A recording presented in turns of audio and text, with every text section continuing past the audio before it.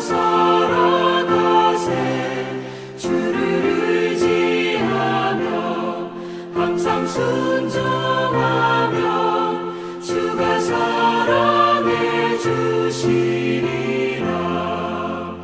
의지하고 순종하는 길은 예수 안에 즐겁고 복된 길이로다.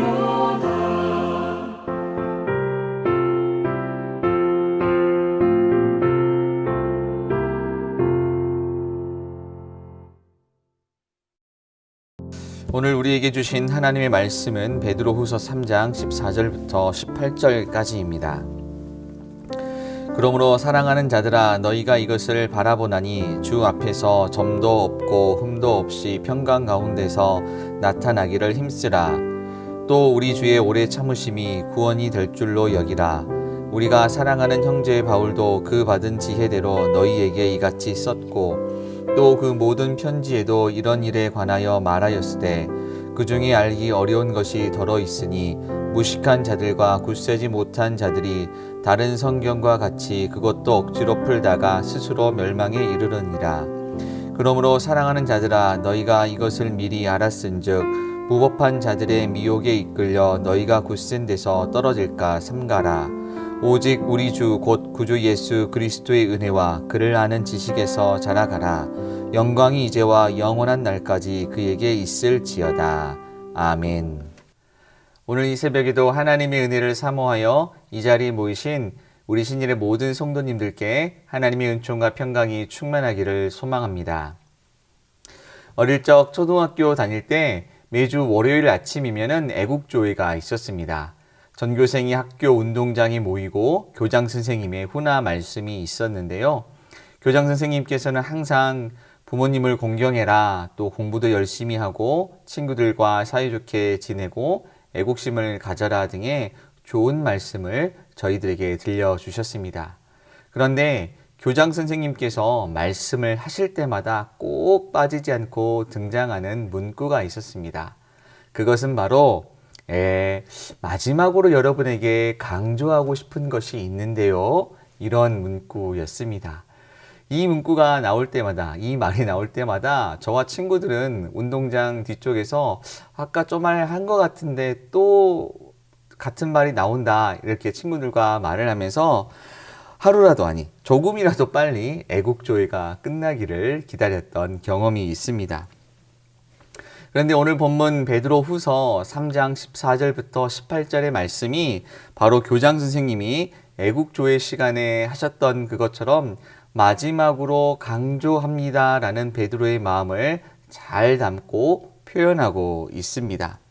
그는 편지를 읽고 있는 교회의 성도들을 향하여서 흔들리는 이 세상 가운데에서 흔들리지 않는 믿음을 가진 믿음의 사람이 되기를 끊임없이 강조합니다. 거짓 선지자들의 유혹에 넘어가지 않고 하나님의 약속을 신실하게 바라보며 주의 말씀에 순종으로 아멘하는 이 믿음을 가지고 그리스도 안에서 그들의 신앙이 자라기를 그는 원하였던 것입니다.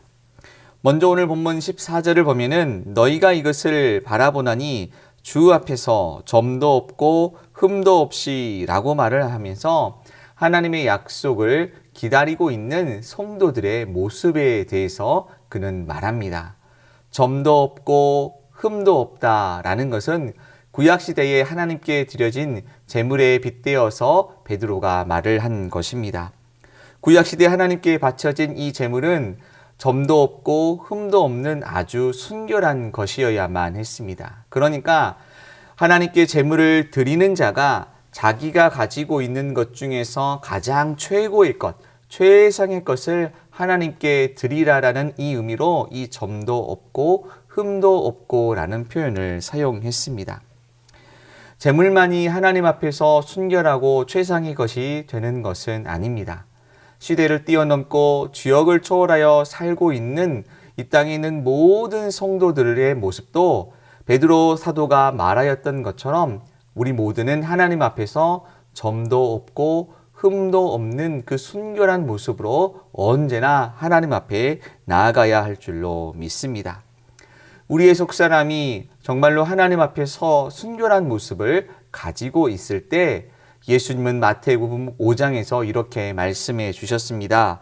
마음이 청결한 자가 되어서 하나님을 볼 수 있는 이 귀한 은혜를 누리게 될 것이다 라고 그렇게 말씀하셨습니다.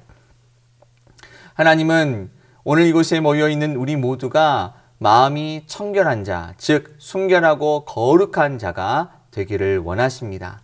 우리 모두는 하나님의 형상대로 지음받은 존재이기 때문에 당연히 거룩해져야 하는 것이 너무나도 마땅한 것입니다.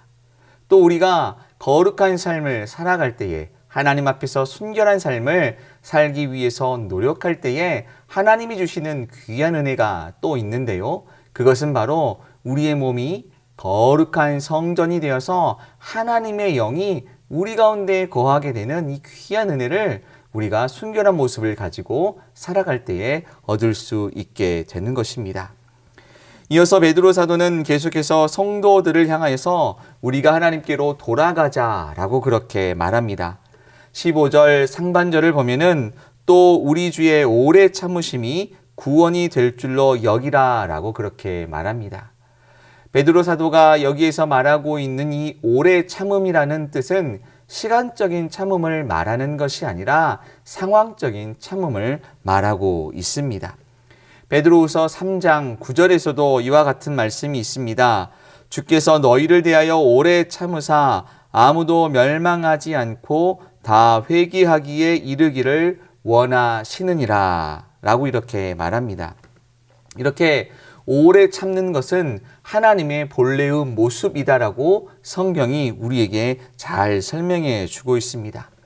우리를 너무나도 사랑하시는 하나님, 우리를 너무나도 아끼시는 이 하나님의 인내하심, 자비하심이 있기 때문에 우리가 세상 가운데에서 때로는 우리의 믿음이 흔들리고 때로는 우리의 믿음의 발걸음이 방황의 길을 걸어간다 할지라도 하나님은 우리를 정말로 불쌍히 여겨주시고 우리를 기다려주시는 이 인내하는 마음을 가지고 우리를 기다려 주십니다. 하나님은 언제나 늘 멀리 떠나 있는 영혼을 찾으십니다. 그리고 더 나아가서 한 영혼을 천하보다 더 귀하게 여기시는 분이 바로 우리 하나님이십니다. 그래서 하나님은 언제나 우리가 믿음이 흔들리면서 세상 가운데에서 방황하고 있을 때에 우리를 너무나도 측은하게 여겨 주십니다. 이처럼 하나님은 언제나 자비로운 분이십니다. 그렇기 때문에 우리는 하나님께로 돌아가는 삶을 살아야 합니다. 하나님의 오래 참으심이 우리에게 너무나도 귀한 은혜가 되기 때문입니다. 그런데 어떤 사람들은요, 이 하나님의 자비하심을 악용하기도 합니다. 베드로 사도는 그런 사람들을 향하여서 본문 15절 하반절과 16절에서 다시 한 번 더 이야기합니다. 베드로 사도는 바울 사도가 기록한 다른 서신에 대해서 언급을 합니다. 그리고 그 서신서 안에 담겨져 있는 하나님의 오래 참으심에 대하여서 이야기를 하고 있는데 여기서 조금 이상한 점이 있습니다. 하나님의 오래 참으심에 대해서 기록된 이 이야기들이 때로는 어렵게 기록되어졌다라고 말을 합니다. 우리가 상식적으로 생각을 해보면 하나님의 은혜에 대해서, 하나님의 사랑에 대해서, 이 하나님의 오래 참으심에 대해서 성경에 기록되어져 있으면 누구나 읽어도 이해할 수 있을 만한 쉬운 말과 쉬운 문장으로 기록되어져 있을 것 같은데 베드로 사도는 그것이 어렵게 기록되어졌다라고 그렇게 말하고 있습니다. 그러면서 그는 이렇게 말을 합니다. 바울 사도가 쓴 글의 어려운 내용이 있기는 하지만 중요한 것은 바울의 의도를 오해한 거짓 교사들을 찝어서 그들의 행위가 잘못된 것이다 라고 그는 경고합니다. 거짓 교사들은 바울의 서신서를 읽으면서 하나님의 자비하신 마음이 표현된 부분들을 자기들에게 유리할 대로 그 말씀을 해석했다라는 것입니다. 우리가 말씀을 읽을 때에 반드시 주의해야 되는 모습이 있는데 그것은 바로 말씀을 전체 맥락을 놓고 그 말씀 전체에 담겨진 하나님의 뜻을 발견하는 것이 중요합니다. 하지만 이 거짓 선지자들은 전체의 맥락을 놓고 하나님의 말씀을 본 것이 아니라 부분 자기들에게 유리한 것들만 골라내어서 그 말씀을 악용했고 자기들에게 유리한 방향으로 해석했습니다.